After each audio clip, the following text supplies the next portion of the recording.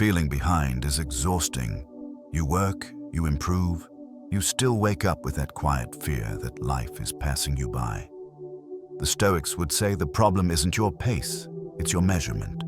Progress isn't always a new job, a bigger bank account, or a highlight reel. Real progress is what happens when your mind stops begging for control and starts practicing it. It's the moment you pause before reacting, the moment you choose discipline over comfort, the moment you refuse to trade your values for approval. Today, I'll give you 7 clear signs you're actually winning. Signs you can feel in your choices, your boundaries, and your resilience, even if the world hasn't rewarded you yet. If you recognize even 2 of them, you're not falling behind. You're building something unshakable. Let's prove it, and while we're here, take a breath. You don't need to rush to be worthy. You need to stay steady and keep your standards today. 1. You pause before you react. The old version of you reacted fast. A message felt like a threat. A comment felt like disrespect. A tone of voice felt like rejection. And before you even knew what happened, you were already defending, explaining, attacking, or collapsing inside. This is what the Stoics warned about. The moment you react on impulse, you hand your power to whatever touched your ego. Someone presses a button and you become their puppet. Not because they're stronger than you, but because you didn't create space between what happened and what you decided it meant. Here's the proof you're doing better. You've started to pause. Not a dramatic pause, not a fake "I'm calm" performance. A real pause where you feel the urge rise. And you don't obey it immediately. You take one breath. You let the wave hit, then pass. And that tiny gap is the difference between being controlled and being in control. Picture this. Someone criticizes you in public. They laugh, they throw a little jab, and everyone hears it. The old you would rush to correct them, prove yourself, defend your reputation. You'd talk too much, you'd get sharper, or you'd go silent and replay it for days, wishing you had said something better. The stronger you can do something else. You hold eye contact. You don't rush. You let the room feel your stillness. Then you answer with one clean line. Or you don't answer at all. Not because you're weak, but because you refuse to fight for respect in a game designed to steal it. That pause says, I'm not triggered by noise. I choose my response. And this doesn't only show up in conflict, it shows up in temptation. You pause before you scroll. You pause before you text someone back out of anxiety. You pause before you make a purchase to soothe a feeling. You pause before you complain. You pause before you say yes just to avoid guilt. Most people never develop that pause. They live in reflex. They live in automatic behavior, automatic mood, automatic weakness. So when you start practicing it, even imperfectly, you are already ahead of the crowd. A Stoic would call this the beginning of freedom, because freedom isn't getting everything you want. Freedom is not being forced to react. Here's a simple practice you can use today. The 3-second gap. When something hits you, an insult, a stressful email, a disrespectful tone, count to 3 before you respond. Not in your head like a panic. Calmly. 1, 2, 3, and breathe. In those 3 seconds, ask one question. Is this within my control? If it's not, don't donate your emotion to it. If it is, respond with precision, not heat. Sometimes the strongest response is a sentence. Sometimes it's a boundary. Sometimes it's silence. But it's always a choice. And that's the first sign you're winning. Your power is returning to you, one pause at a time. 2. You choose discomfort on purpose. There's a quiet shift that happens when you stop asking life to feel easy before you show up. The old pattern is familiar. You wait until you're motivated, until you're ready, until you feel confident, until the day looks perfect. And if the day doesn't feel perfect, you tell yourself you'll start tomorrow. That's not laziness. It's fear disguised as planning. Stoic philosophy cuts through that illusion. A Stoic doesn't build strength by chasing comfort. They build it by practicing discomfort on purpose, so discomfort stops controlling them. Here's the proof you're doing better. You've started choosing hard things without needing a dramatic reason. It might be small, but it's real. You wake up and you move your body even when your mood is low. You open the laptop and begin the task you've been avoiding, even if you don't finish it perfectly. You stop feeding an addiction that used to calm you. You eat cleaner, you save money, you walk away from a conversation you would normally beg to win. That is growth. Because the real enemy isn't struggle. The real enemy is the habit of escaping struggle. Let's make it concrete. You know that moment when you sit down to work and suddenly everything becomes urgent. Checking the phone, cleaning the desk, scrolling for inspiration, thinking about a new plan. That's your mind protecting you from discomfort. Not danger, discomfort. The discomfort of being seen by your own standards. The discomfort of trying and possibly failing. When you choose to stay anyway, you're training the exact muscle most people never develop, the ability to do what matters while it feels unpleasant. And this is why you're not falling behind. You're becoming someone who can be trusted by yourself. The Stoics had a practice for this. They would voluntarily do things that were slightly uncomfortable. Take cold water, wear simple clothing, eat basic food, sleep without luxury, not to punish themselves, but to prove a point. I can handle less. I'm not fragile. Modern life makes us soft in invisible ways. We get used to instant dopamine, instant relief, instant comfort. So the moment discomfort arrives, we treat it like an emergency. But you're changing that pattern.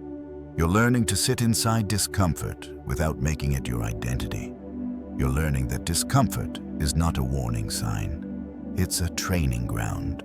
So here's a simple rule you can steal, the 20-minute hard thing. Every day, choose one thing you've been avoiding and do it for 20 minutes. No negotiation, not because you feel like it, but because you decided. After 20 minutes, you can stop, but most of the time, you won't want to. Starting was the whole battle. Do this with a workout, a difficult conversation, a messy project, studying, cleaning your environment, building a skill, or cutting off the habit that drains you. You're not trying to become perfect. You're trying to become reliable. And once you become reliable, confidence stops being something you hope for. It becomes something you earn. That's the second sign you're winning. You're no longer waiting for comfort to give you permission. You're choosing discomfort, and that choice is turning you into someone life can't easily break. 3. You need less validation. There's a certain kind of pain that doesn't look dramatic from the outside. You can be doing fine, working, improving, staying afloat, and still feel like you're losing because no one is clapping, no one is noticing, no one is confirming that you're on the right track. That hunger for validation is one of the most exhausting forms of dependence. Not because it makes you weak, but because it makes your peace conditional. If they approve, you feel good. If they don't, you question everything. If they misunderstand you, you spiral. If they ignore you, you feel invisible. Stoic philosophy calls that a trap because you've placed your self-worth into a place you do not control. Other people's minds. Here's the proof you're doing better. You've started needing less of that. Not in a cold, arrogant way. In a clean, grounded way.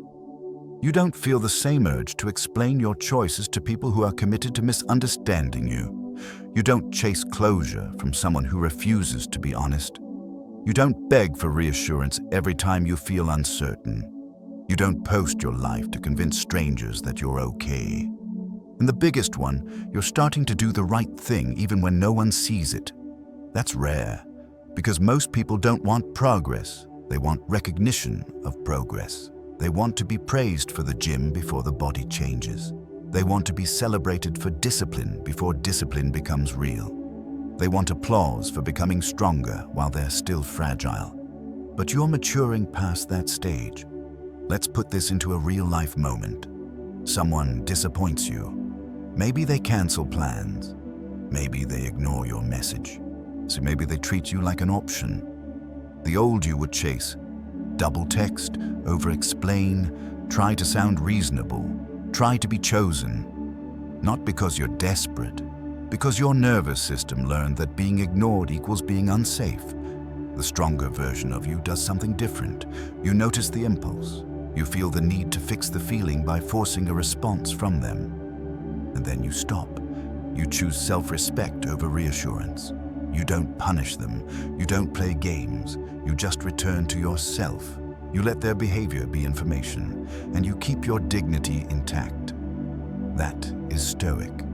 Because Stoicism isn't saying, I don't care.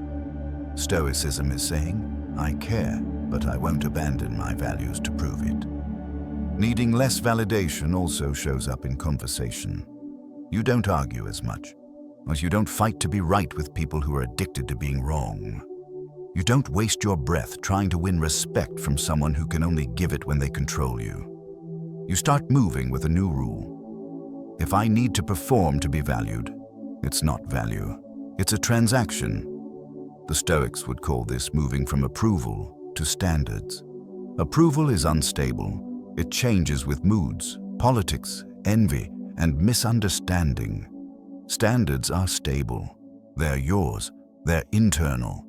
They don't disappear when someone dislikes you. Here's a practice that sharpens this sign fast. Do one meaningful thing in private every day. No announcement. No, I'm starting my journey. No proving. Work out without posting it. Study without telling anyone. Say no without explaining. Help someone without mentioning it later. So clean your space and let the reward be the calm. At first, your ego will feel uncomfortable. It will want credit. It will want someone to witness your effort. Let it be uncomfortable.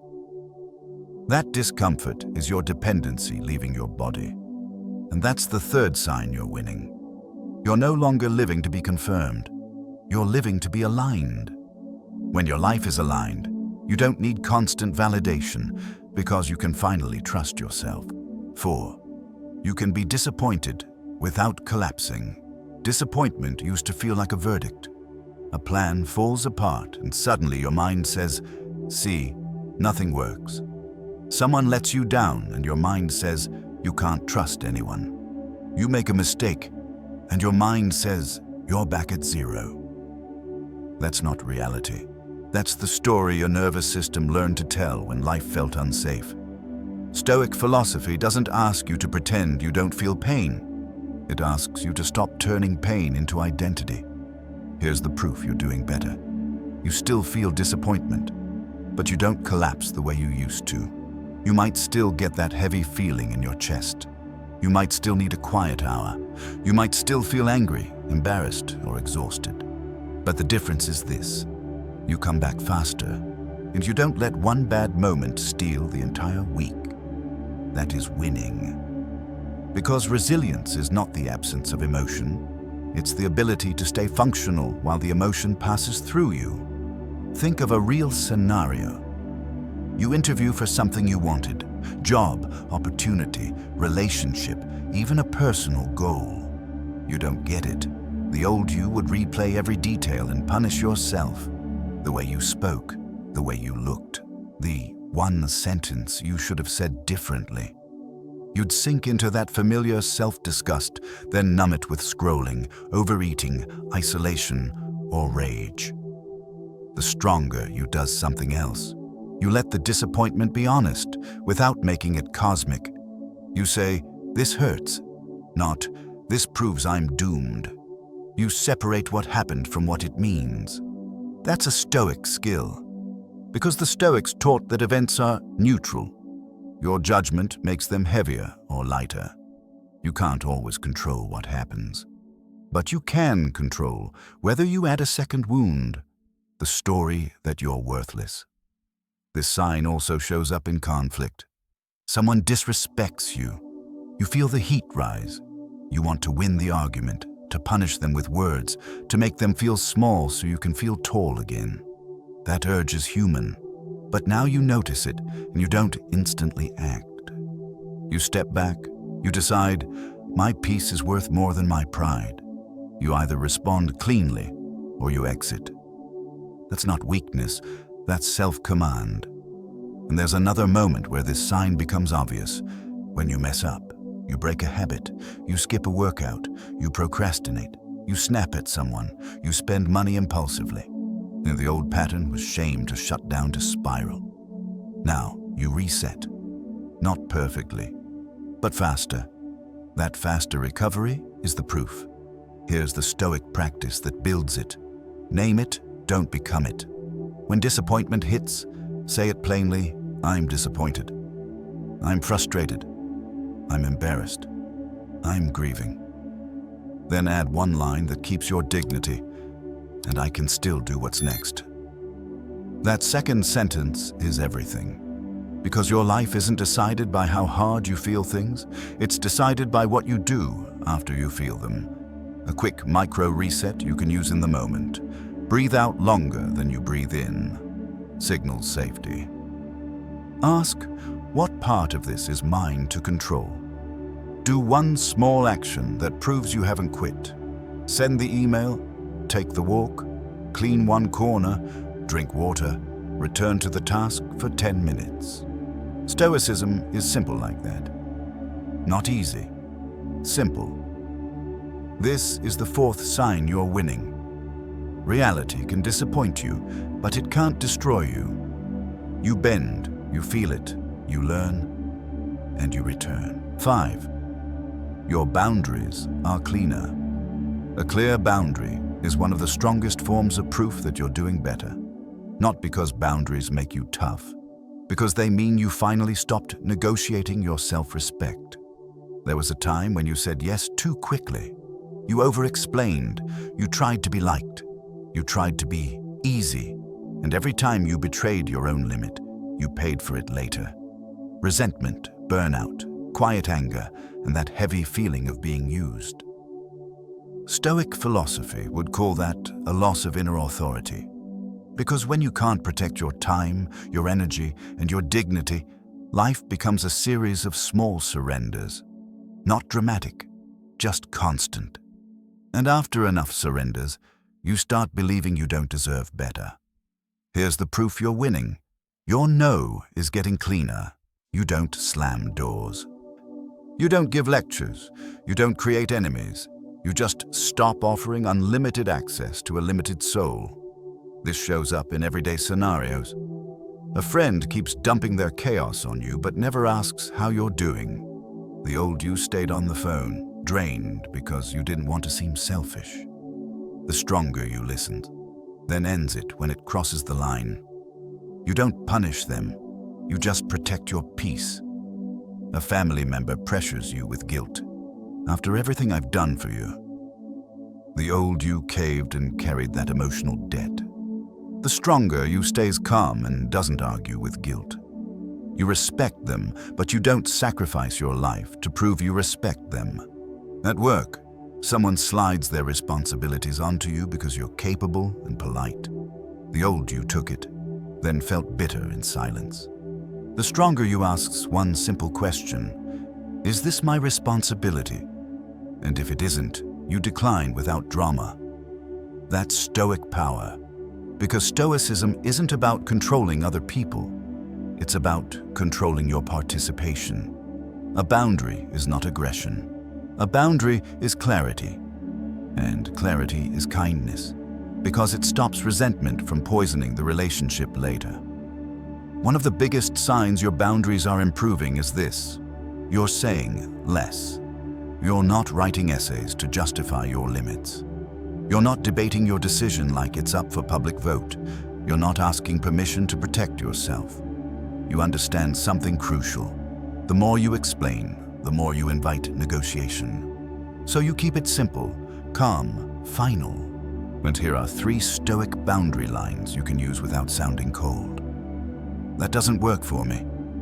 I'm not available for that. I can do X, but I can't do Y. Notice what's missing. A trial, a defense, a long story.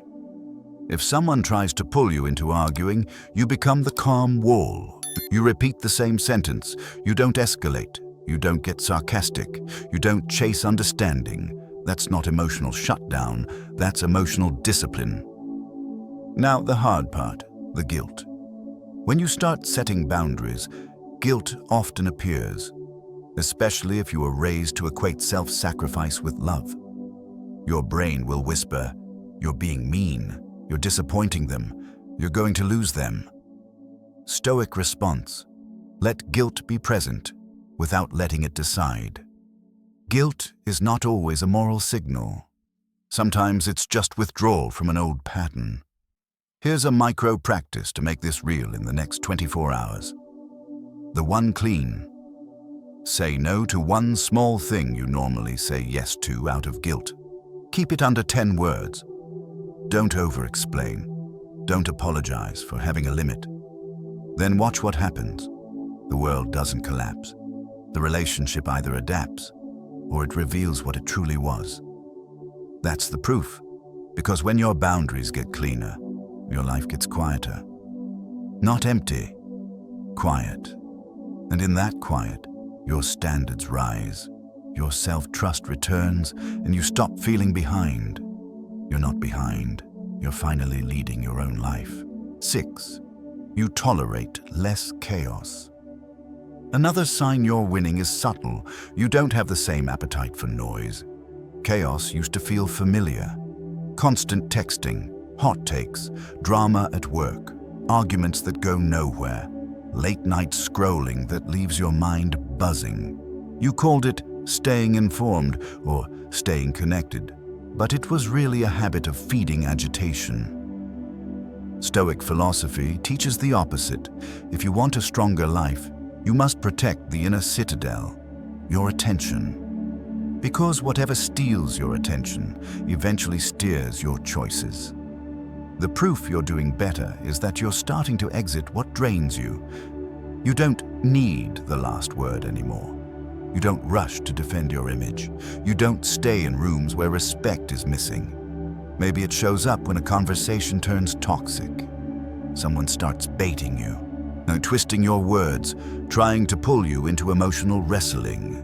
The old you would fight for clarity. The stronger you sees the pattern and chooses peace. You say one calm line, then you stop participating. This also shows up digitally. You notice how certain content makes you anxious, angry, or needy. Instead of consuming it like a ritual, you cut it off. Not because you're fragile, but because you're disciplined. You understand that the mind becomes what it repeatedly touches. There's power in refusing chaos, but there's also discomfort. At first, quiet can feel empty. You might even feel bored, restless, or lonely. That's normal. Your nervous system is detoxing from stimulation. A Stoic would say, boredom is often the doorway to depth. Here's a simple practice for the next 7 days. Remove one trigger. Pick one source of chaos and reduce it on purpose. Mute one group chat that lives on drama. Unfollow one account that spikes comparison. Stop checking one app before noon. Say, I'm stepping away from one recurring argument. Decline one invitation that always ends in regret. Then replace the space with something clean. A walk, a journal page, 10 minutes of reading, training, or silence. Do it even when you feel the itch to check something. That itch is the old pattern begging to stay alive. You'll notice something quickly. When the noise drops, your standards rise. You hear your own thoughts again. You make decisions from principles, not pressure. You start choosing people who feel steady, not exciting. That's not you falling behind. That's you finally moving forward without being dragged. 7. You recover.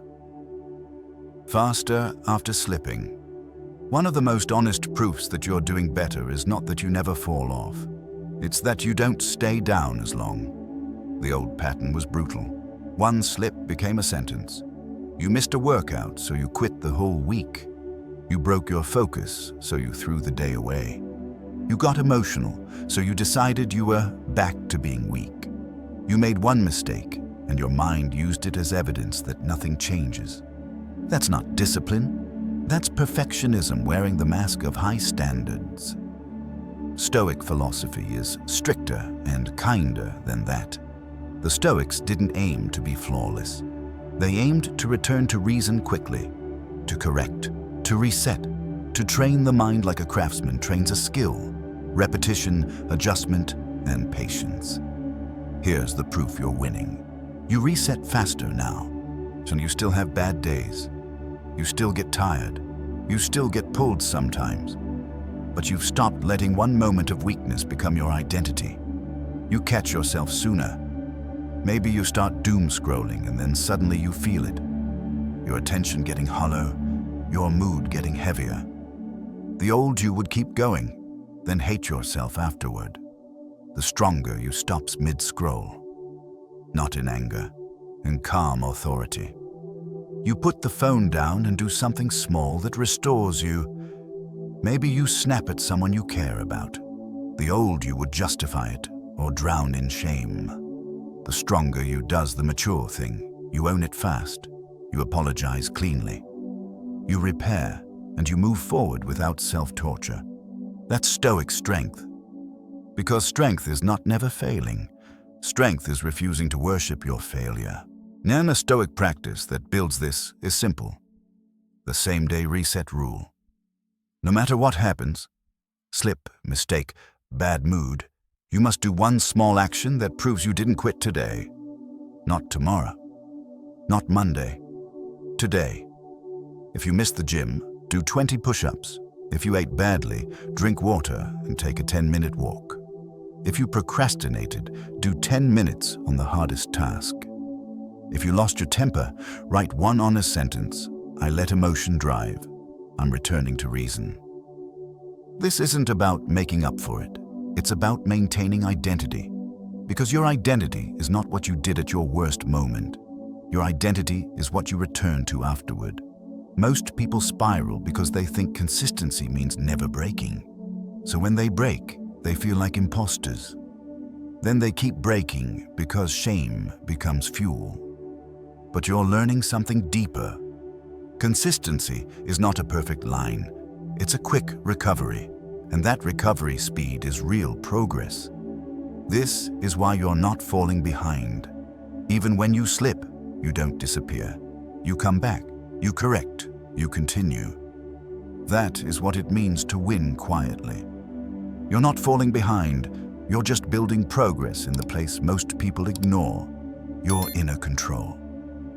If you can pause before reacting, choose discomfort on purpose, need less validation, handle disappointment without collapsing, set cleaner boundaries, tolerate less chaos, and recover faster after slipping. That's not small. That's a mind becoming unbreakable. Now make it real. For the next 7 days, pick one sign each day and practice it on purpose. One clean pause. One hard task for 20 minutes. One private win. One calm no. One trigger removed. One same-day reset. Keep score by your standards, not by other people's timelines. If this video gave you proof you needed, leave a comment. I'm not behind. And send this to one person who's been doubting themselves in silence. You don't have to rush to be worthy. Stay steady, then let results catch up.